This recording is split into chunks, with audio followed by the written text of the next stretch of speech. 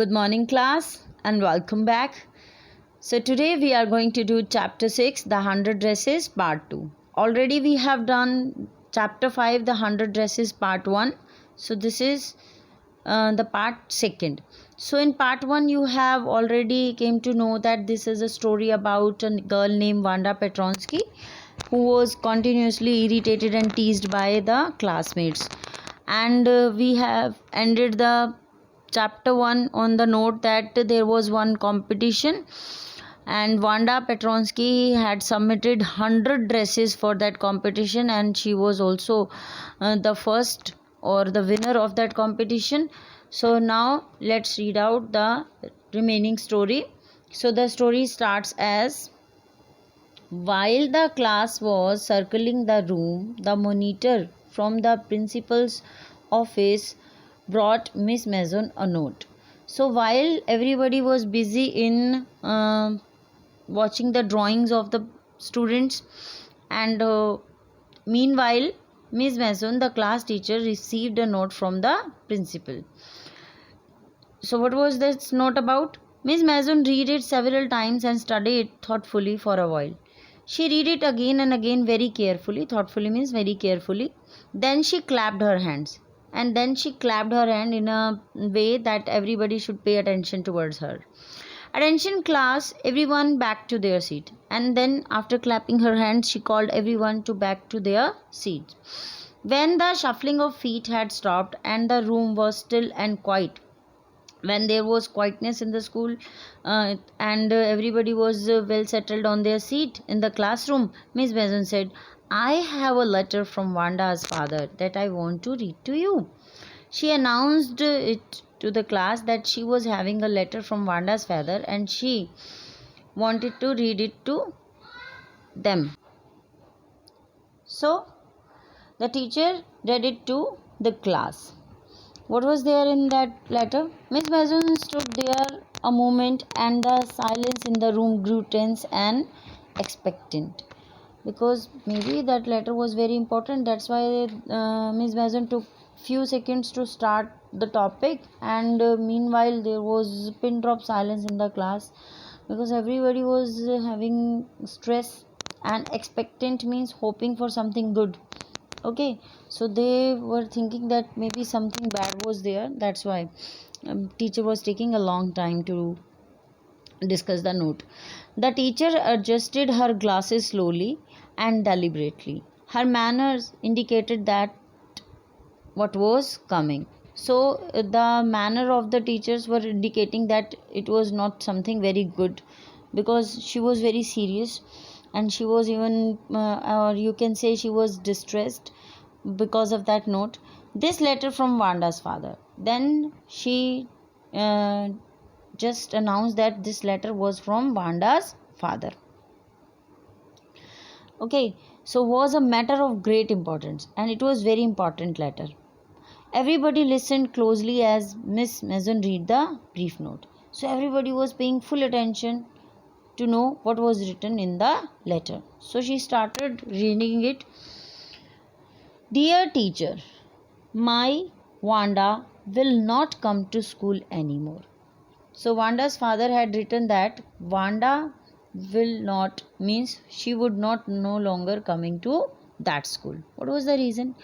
Jake also, and Wanda's brother Jake also would not attend the school. Now we move away to the big city, and they were shifting to a big city. So no more holler Pollock, no more ask why funny name. So when they would move to the big city where they would not have to hear about their funny names, and nobody would tease the kids by calling their funny names or by teasing for their tribe and their surname.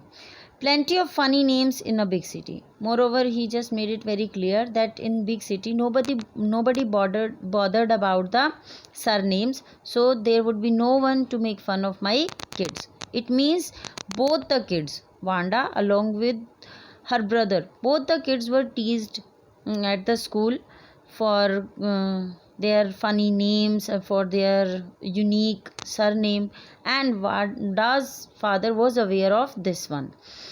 Yours truly, Jan Petronsky. So he just wrote it down his name and made it very clear to the school that your school had a very bad opinion about dealing with other surnames or other class. So this is how he just reported the school back that they won't be coming to school anymore. A deep silence met the reading of this letter. Okay, after reading this letter, there was a complete silence in the room. Miss Mason took off her glasses, blew on them, and wiped them on her soft white handkerchief. Then she started cleaning her glasses, her specs.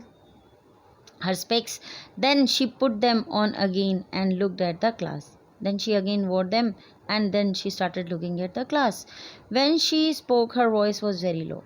When she started addressing the students again, her voice had lost all kind of uh, volume. So she was taking it very low. That what was the reason why the students were teasing the other classmates. I am sure that none of the boys and girls in the room 13 would purposely and deliberately hurt anyone's feeling because his or her name happened to be long, unfamiliar one.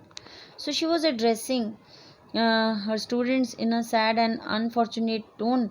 She asked that I don't believe that one of my students were treating somebody purposefully and deliberately because they were having funny names. So she was just having the opinion that I thought you all students were humble, polite, and well mannered, and you want to do such things intentionally. Fine. So I prefer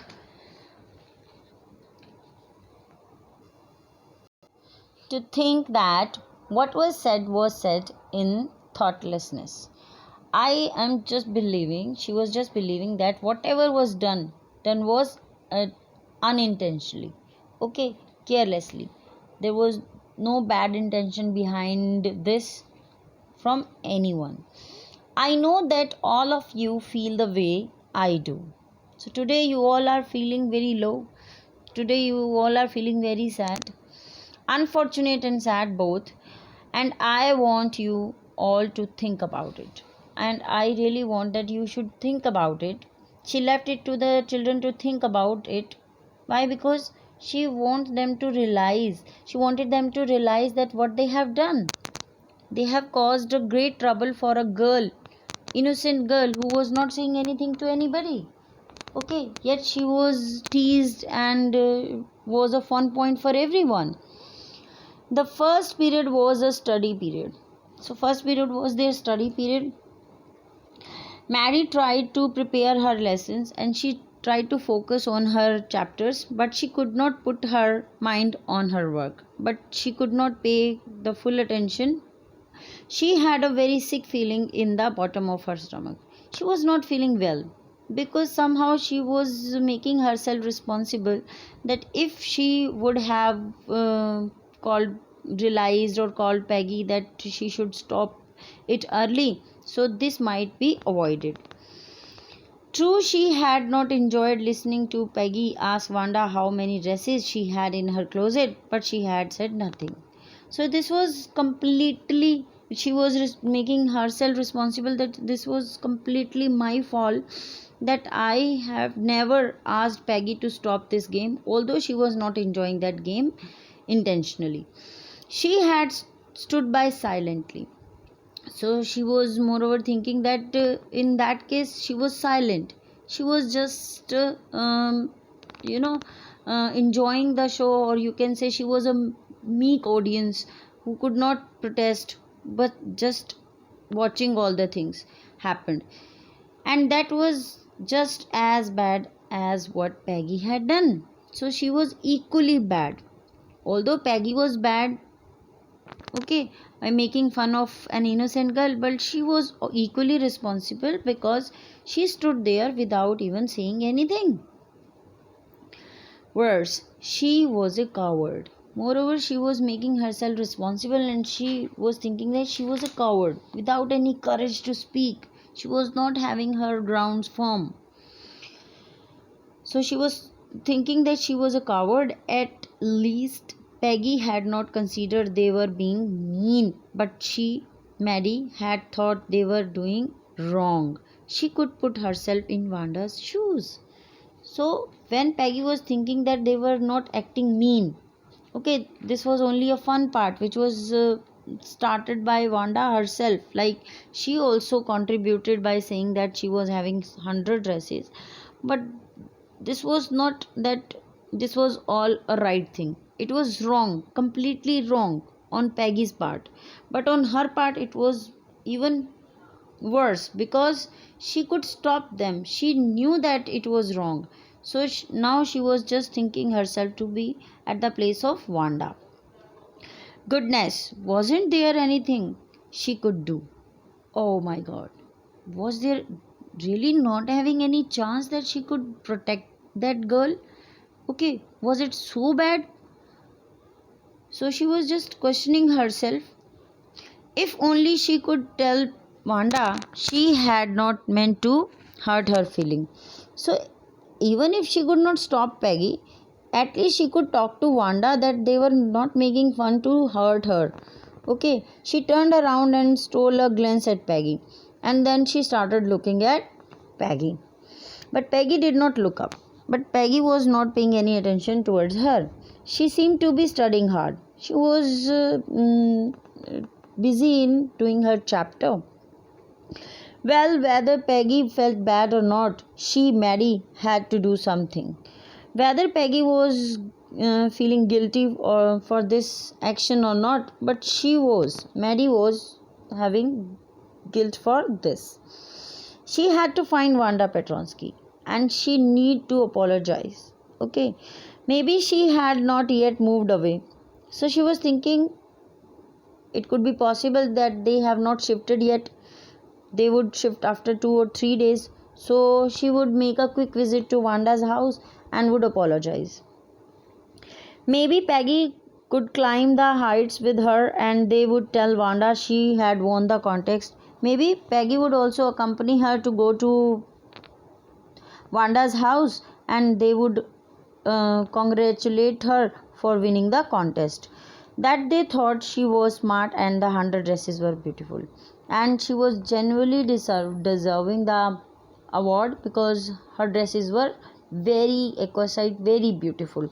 So they would congratulate her for the contest as well. So now it comes when school was dismissed in the afternoon. So after the school that afternoon, Peggy said with the pretended casualness. So Peggy just addressed Maddie with carelessness. Casualness means very carelessly. Okay, it was only pretension, like false careless. Hey, let's go and see if that kid has left town or not. It means she was also feeling guilty. That's why she addressed Peggy and offered her to go to Wanda's house. Okay, so Peggy had the same idea. So Peggy was thinking the same as Maddie was thinking. Maddie glowed. So Maddie was very happy. Glowed means here means happy. Peg was really alright. Okay, although Peggy was not showing any kind of emotion, she was okay with everything. Yet she just offered to make a visit to Wanda. The two girls hurried out of the building up the street towards Bogging Heights, the part of the town that wore such a forbidden air on this kind of a November afternoon, drizzly, damp, and dismal. So they started going to Bogging Heights, the place where Wanda was living. Okay, this part of the town, when they were just going there, they noticed that such a forbidden air on this kind of a November afternoon. So it was muddy. Okay, unfriendly environment was there with a light rain. Drizzly means light rain. Okay, damp means wet and dismal means gloomy. So all in all, that place was very gloomy, it was drizzling, and moreover, the air was not in their favor. So they were just going to bogging heights in such an atmosphere. Well, at least, said Peggy gruffly. Gruffly means with an unfriendly voice. I never did call her a foreigner or make fun of her name. At least I never teased for her name. So she was just making excuses now that she never intended to make fun of her name. She was just asking her about the dresses only. I never thought she had the sense to know we were making fun of her anyway. So I thought that she was quite sensible enough that she could take it positive, that they were not intentionally making fun of her. So she was just making excuses for her own behavior. I thought she was too dumb. Maybe she was too dumb. Okay, senseless, you can say stupid. She was so stupid. And Gee, look how she can draw. And she was having a surprising tone. Gee means surprise. And surprisingly, but she could draw so nicely. Although she was telling about Wanda, that Wanda appeared to be very stupid. But she had such a brilliant drawing skills. Maddie could say nothing. Maddie was not answering any of her question. All she hoped was that they could find Wanda. And in her mind, she was just repeating one wish, that they might find Wanda.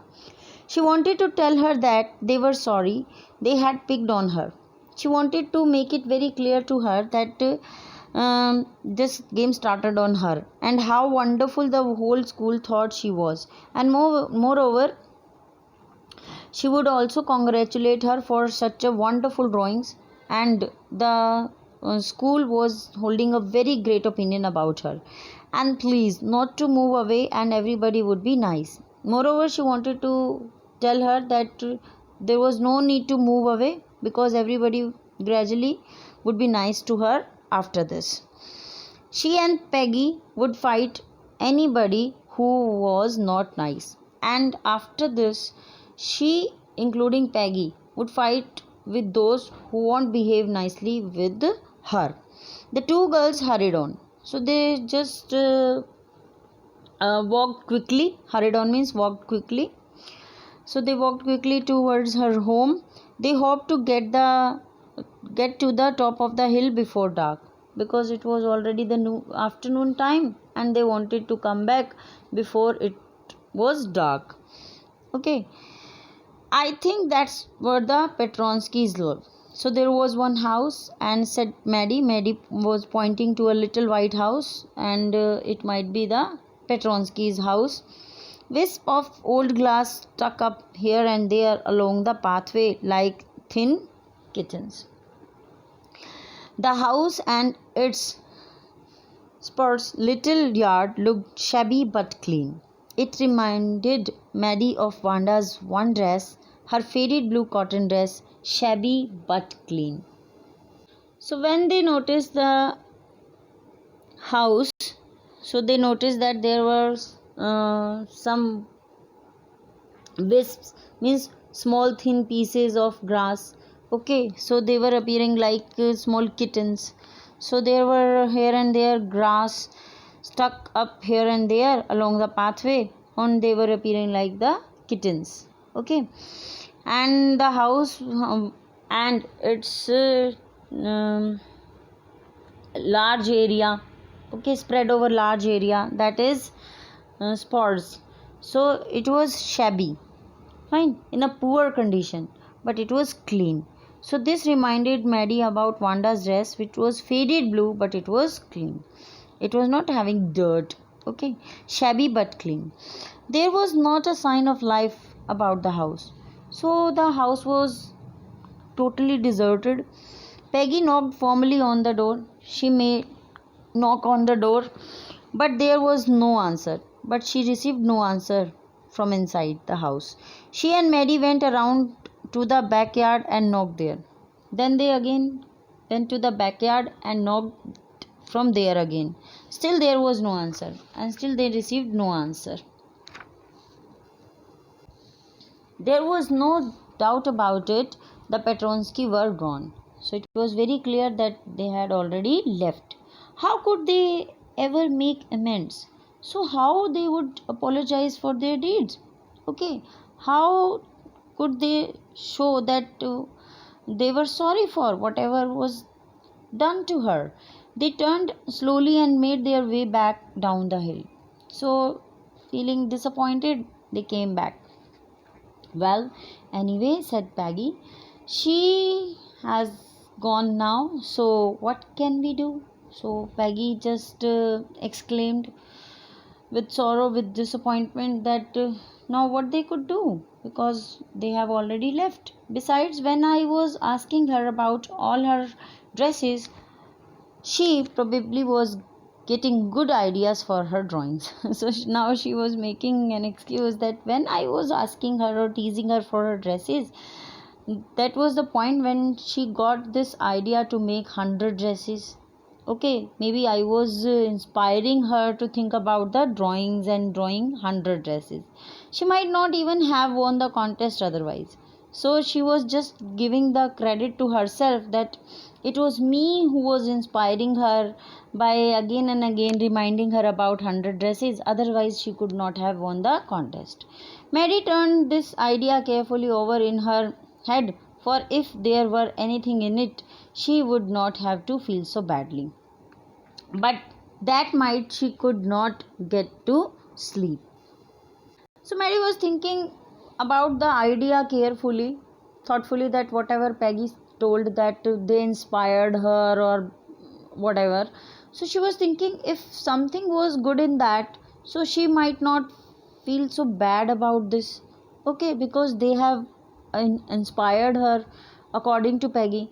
But that night was restless. She could not have sound sleep. She thought about Wanda and her faded blue dress and the little house she had lived in. She was continuously thinking about Wanda, her house, her appearance, and everything. And she thought of the uh, glowing picture those 100 dresses made. And she was again and again thinking about those 100 dresses which were hanging around in the school. And the little house she had lived in. And she was again thinking about her dwellings. All lined up dresses in her classroom. At last, Maddie said, so at last, she just got up from bed and pressed her forehead tight in her hands and really thought. And she was very distressed, very stressful position she was in. And she was really thinking about all this. This was the hardest thinking she had ever done. She had never been such disappointed or distressed ever. So it was something very new. After a long time, she reached on an important conclusion. And after thinking about the matter thoroughly, she came to one conclusion. She was never going to stand by and say nothing again. So she just resoluted herself. Then after this incident, if Peggy would start making fun of any of other student, she would guard them. She won't just meekly watching all the show to begin with. If she ever heard anybody picking on someone because they were funny looking or because they had strange names, she would speak up. She would protest against those who would make fun of others, even if it meant losing Peggy's friendship. Now she was determined that she would just ready to lose Peggy's friendship if she would start any other stupid game with any of the poor student. She had no way of making things right with Wanda. Although she was not having any chance to make amendments for Wanda, but from now on she would never make anybody else that unhappy again. But now she was resoluted that she would not make anybody unhappy like this or teased by others like this. On Saturday, Maddie spent the afternoon with Peggy. So it was Saturday, and because Maddie was having the friendship with Peggy so long, so they were spending their afternoon together. They were writing a letter to Wanda Petronsky, and they decided to write a letter of congratulation to Wanda Petronsky. What was the letter about? It was just a friendly letter telling about the contest and telling Wanda she had won. It was just a friendly letter where they were addressing Wanda and also congratulating her for winning the contest. So it was just a simple letter. They told her how pretty her drawings were. They also included the lines like her all drawings were very beautiful, and they asked her if she liked where she was living and if she liked her new teacher. And they were again asking her about her new dwellings, about her new school, new teachers. They had meant to say they were sorry. All in all, the purpose of the letter was actually they were feeling sorry. But it ended up with they are just writing a friendly letter. But they have not mentioned the word sorry in that. Rather, the letter was ended up with a friendly note asking about this and that. The kind they would have written to any good friend, and they signed it with lots of X's for love. So they signed up with some lovely remarks, your loving, your friend, forever, always, like this. They mailed the letter to Bogging Heights, writing please forward on the envelope. So although they have written the address as Bogging Heights, and they have mentioned it that it must be forwarded to the new address. Days passed and there was no answer. So in this way, after writing the letters, many days passed away, but the letter did not come back. So the letter was not reverted back. So maybe Wanda had received it. So it was clear that Wanda have received their letter. Perhaps she was so hurt and angry she was not going to answer. It might be that her feelings were hurt so badly that she was so mad at them that she had never answered. You could not blame her. And it was right on the part of Wanda. Okay, because the way they have treated her was absolutely they were not going to receive any friendship correspondence with Wanda. Weeks went by and still Wanda did not answer. So earlier days passed away, now weeks, and still Wanda did not answer, and there was no reply from Wanda. Peggy had begun to forget the whole business. Peggy gradually forget about all those things. She was not more discussing about these things. And Maddie put herself to sleep at night making speeches about Wanda. And Maggie started thinking about Wanda, and she started making speeches during her sleeps to everyone that in her speeches she was defending her. Okay, so she was having continuous dreams about Wanda and defending her most. Defending her from great crowds of girls who were trying to tease her with. How many dresses have you got? And before Wanda could press her lips together in a tight line, the way she did before answering, Maddie would cry out, "Stop!" Then everybody would feel ashamed the way she used to feel. And she was continuously having the same dream where somebody tried to tease Wanda, asking her about 100 dresses, and before Wanda could answer shyly, she just made all them having guilt or ashamed that what they were doing, why they were making fun of an innocent girl. Now it was Christmas time. So this was Christmas time, and there was snow on the ground, and the grounds were covered with snow. Christmas bells and a small tree decorated the classroom. There was one beautiful Christmas tree decorated in the classroom, room number 13. On the last day of the school before the holidays, the teacher showed the class a letter she had received that morning. On the last day, they have received. It was the last day before the winter break. So the teacher had received a letter in the morning.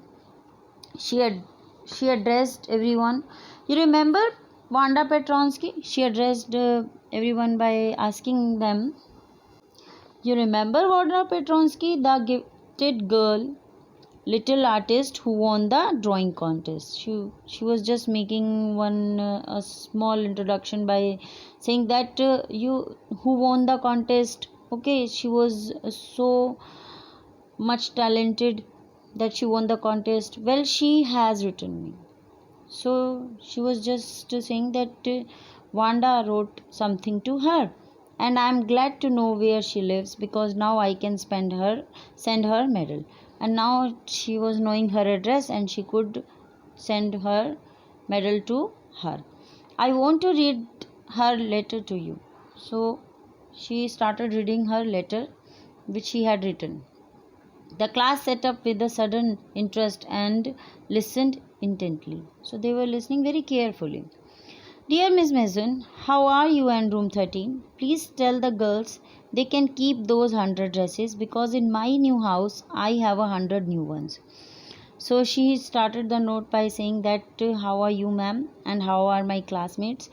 Please tell all the girls of my class that they could keep my drawings because in my new house she was having more new drawings all lined up in her closet. I would like that girl Peggy to have the drawing of the green dress with the red trimming. She also wrote in her letter that she wanted to gift that green dress drawing with the red trimmings to Peggy and her friend Maddie to have the blue one, and Maddie could have the blue one. For Christmas, I miss that school and my new teacher does not equalize with you. Although I miss my school and my new teacher is not as good as you were. Merry Christmas to you and everybody. And she wished Merry Christmas to everyone. Yours truly, Wanda Petronsky. And she ended up signing herself. On the way home from school, Maddie and Peggy held their drawings very carefully. So they took the drawings as it was written. So green dress drawing was for Peggy and blue dress drawing for Maddie. So they were carefully taking those dresses back to their home. All the houses had wreaths and holly in the windows. Means flowers and decorations and a bush with the shiny leaves. So okay, wreath and holly means flower decoration and bushes with the shiny leaves.